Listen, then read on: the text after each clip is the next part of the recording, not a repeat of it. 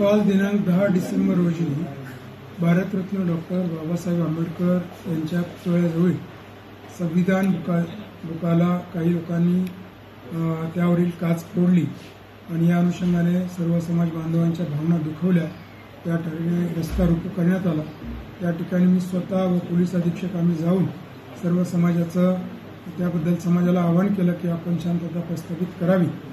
आज रोजी देखील काही ठिकाणी दगडफेक झाली, काही ठिकाणी रस्ता रोको झालेला आहे, तरी पुरेसा पोलीस बंदोबस्त आपला उपलब्ध आहे।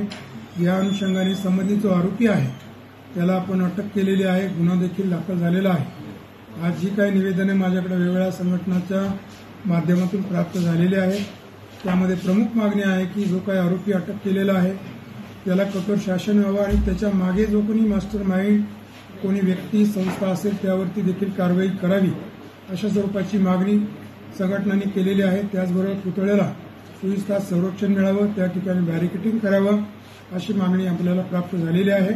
संपूर्ण पोलीस बंदोबस्त आता रस्त्यावरती आहे। एसआरपीएफची पण टीम लवकरच आपल्याला प्राप्त होत आहेत। वरिष्ठांना आपण अहवाल दिलेला आहे।